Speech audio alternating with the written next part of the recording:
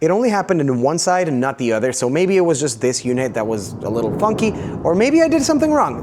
What's going on, everyone? Welcome to the Taco Garage, and today we have a 4th gen Taco here in this pretty cool silver color. King Shock's already on it, but it's missing control arms. That's what we're gonna do today. We have the RRW control arms for the 4th gen Taco. There's not too many options out there, but these might be the best so far.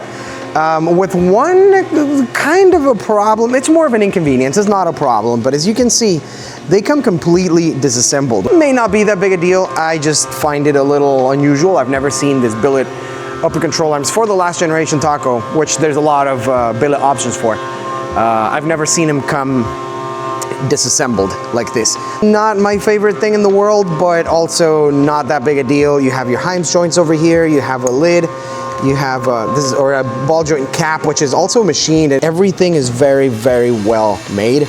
And these control arms have a couple features that kind of set them apart from other billet aluminum control arms. One, again, disassembled. Two, you have a boot for the uniball.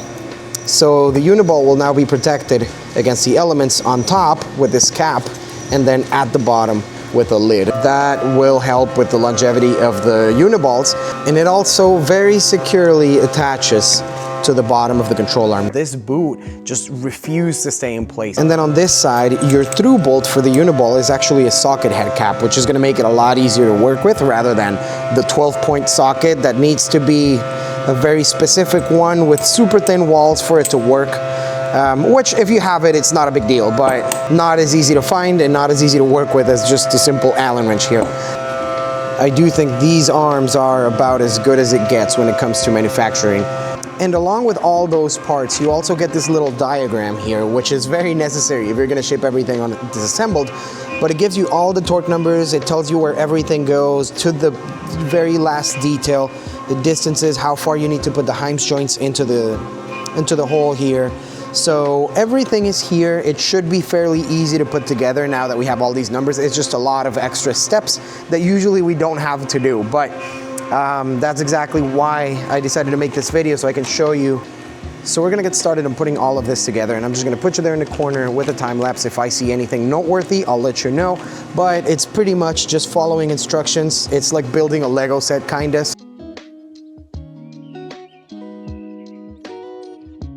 So I already have one of them all put together, and I just wanted to show you the measurements and how I did it here. So they give you a 1.68 inches of, they call it rod end threaded distance. So that's gonna be from here, from the base of the arm to the edge of that spacer. Not the moving part, but the very edge of the steel spacer. I am right at 168, and you're also supposed to be half a turn away from that mark. Same on this side, 1.69. Yeah. So another thing to note here is that for the pinch bolts, you just have a bolt that goes all the way through and a nut on the other side. Some others have threads inside the hole for the control arm itself, and then if those strip, you're kind of screwed, no pun intended. Now, as far as the uniball goes, that's how the uniball looks already installed, but it is kind of tricky. So when you're installing it, you need access to the top of these bolts, right? But the rubber itself kind of gets in the way. So if you're pulling the rubber out of the way to tighten the bolts, just make sure that you're not pulling it too much where it comes out of the ring. Because if it does, then you have to take it all off and start over again. Also, once you're trying to pull this all the way up and having it hold the uniball right here, having it go into the groove, that's another opportunity for you to pull it a little too hard and then bring it out from the ring. So you kind of have to maneuver both things at the same time. Pay attention, make sure you're not pulling the rubber out of the base, and then once these are tight with the ring, with the rubber inside it, it's just gonna squeeze it in place, so there's no longer a chance for that to come out, because this squeezes against the control arm. This boot just refused to stay in place. Just FYI, this rubber boot is kind of tricky to get it in there and to make everything work at the same time, because it kind of doesn't want to stretch, but yet you have to stretch it a little bit for it to reach the mount point. So another thing I noticed is that if I try to flex it just by hand, it won't really go too far. That's all I have. I'm not doing it too hard because I don't want to damage anything either, but both pieces are all the way in. They're tight into the ball, into the uniball, and yet it doesn't flex past the point where the bottom piece needs to go into the socket there. I assume once everything's tight together, this is just gonna flex the way it's supposed to, but as of right now, if I try to flex it with my hand, it just doesn't go in and it feels like a hard stop. So now we're gonna put this one together, and I just wanna show you a little bit of what the struggle for the boot is.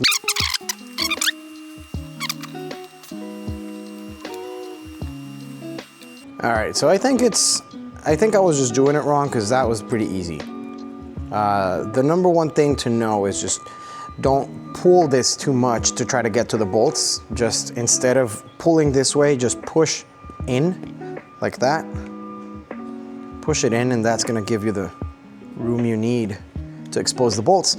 And that way you're not pulling the rubber outside of the mount there. And we're gonna leave this facing inside. That doesn't really affect anything, but I just don't wanna see it when I'm looking at the control arms from the outside. So it's just gonna go on the inside. I wanna line these up and I wanna tighten the jam nuts. So for that, we're gonna put the 4 spacers on it. And then run the bolt through.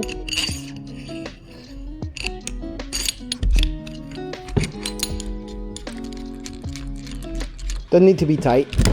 Before you tighten the jam nuts, make sure to check your distances again. Make sure that everything's where you left it. Last thing we're gonna do here before putting it on the car, you already have your Heim's joints where they need to be. You already tightened your jam nuts. And now we're gonna do pinch bolts right here. So these are supposed to go at 10 pounds.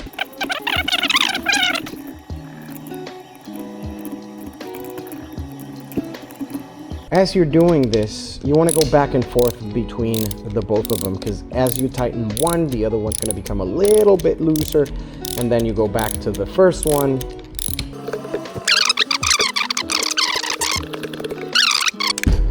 Another thing I noticed as I was about to be done with one of the control arms is a little bubble right underneath here, meaning the rubber had come out of its seat. So I had to remove everything and then reseat it, and that was a little complicated. It kept popping out constantly. Doesn't matter what I was doing and what order I was doing it in, the rubber just kept popping out of place. That was a little bit of the process. It took me a couple times, a couple tries, but only on one side. I don't know if the rubber had something different. Maybe it was a little stretched or something. But only on one side of that was happening. The other side was pretty easy. Just be careful with that. Once you're about to install them, give it one last look everywhere. Make sure everything's where it needs to be. So these are now mostly put together. I'm obviously not gonna do this yet because I need to tighten it once it's on the car. These are just gonna fall off if I put them on right now. So that's gonna happen once it's on the car. So now what we need to do is actually take the control arms off this car, and we're actually gonna take the shocks out as well because we're lifting it about an inch. We're giving it a little extra height now that we have the control arms. That's also requested by the customer. So we're gonna do that, and then after that, we're gonna put the control arms back in, and it's gonna look a lot better. The control arms also match the truck color, so I think that's gonna look really cool, and silver and blue, that's always a good combo. Also, the control arm install, I have another video for that already goes through the details of it, but I'll show you the main things that you need to do for a more detailed version of the control arm removal and replacement process. There's another video that I'll link somewhere around here.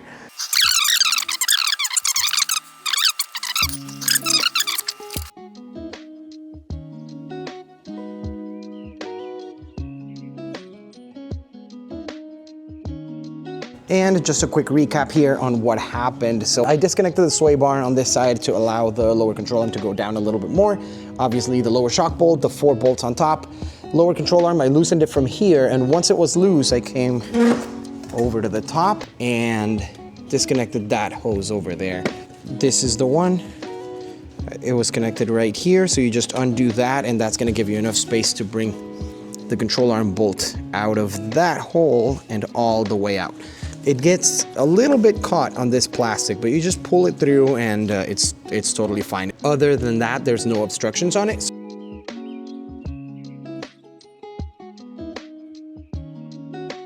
shock is out on this side as well, but the control arm is still on because I wanted to show you quickly how to remove it. So obviously you undo the nut on this side, take the nut and the washer off so that you don't lose them once this bolt comes out.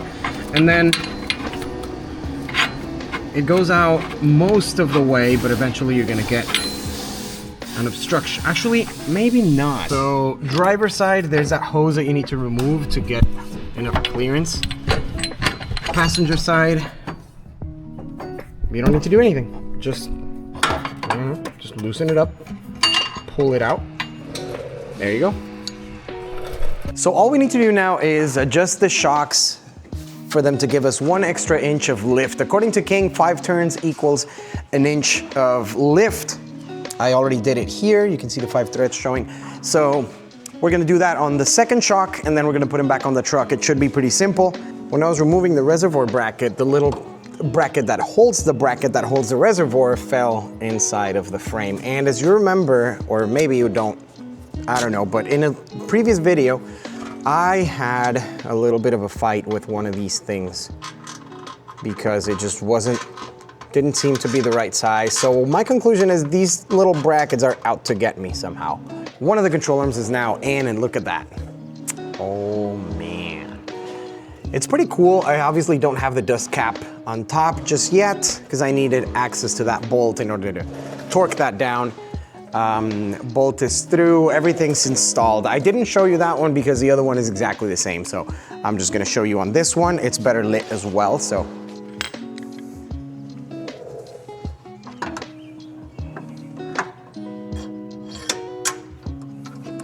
Being obstructed a little bit by the plastic piece, so that's the only obstacle we have to overcome here. It just needs a little convincing. And I just realized the hose, there's easier access to that hose on this side than through the top. So that may come in handy for next time. There we go. Bam. Maybe I should have put the shock in first. Well, not maybe, definitely, but not the end of the world. And then the hose, you want to connect it back, put it in its place, and you basically push it all the way in until you hear a click. And that's it. There it is.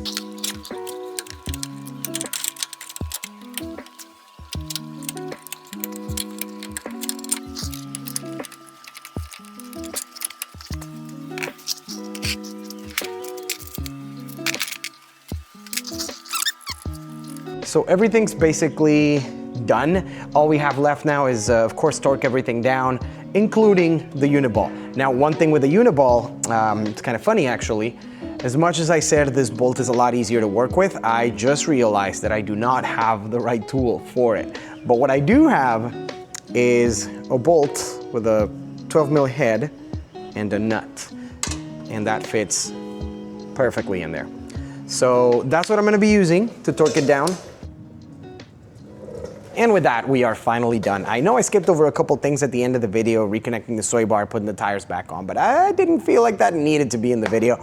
This is more about the control arms than anything else. If you want a video about the King suspension, about just suspension work on the 4th gen Taco, or even how to do the control arms, I do have other videos for that.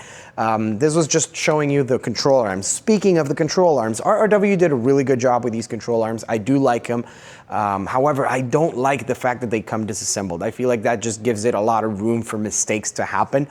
Not everybody has a caliper in hand, and for how precise the measurements need to be on these, I think a caliper is very recommended. Maybe you can do it with just a tape measure or something, but I don't know how reliable that be, just given the precision of the measurements that they suggest. However, they do give you a very comprehensive sheet of instructions on how everything is put together, and it's very easy to follow. It's just very easy. They have diagrams and they have all the numbers and all the torque specs and everything. So it's easy to follow. It's like building a Lego set, but still, there's room for mistakes, and not everybody has a caliper in hand. And also, one other problem that I had with this is this boot just refused to stay in place a bunch of times. After I thought it was already there and it was tight and it was properly seated, I would just find that it popped out of place again. And I wouldn't be surprised if just driving around, eventually it pops out of place again. So I think maybe there's some updated something that can be done there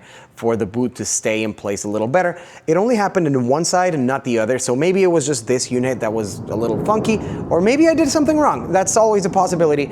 I did it a couple times before I actually managed to keep it in place, and I hope it really stays, but I feel like that could be a bit of a problem for more people than just me. Aside from that, there's only good things to say about the RRWs. The protected uniball is great, the Heims joints on top are great, the construction, build quality, and just the quality of the machining is amazing. I can't speak as far as longevity, who knows, I have no idea. But there's very few options for the 4th gen Taco right now, and I think this is definitely among the better ones. And that is all we have for today. I hope you liked the video, I hope you learned something, and if you did, please consider subscribing. But thanks everybody for watching. I'll see you in the next one.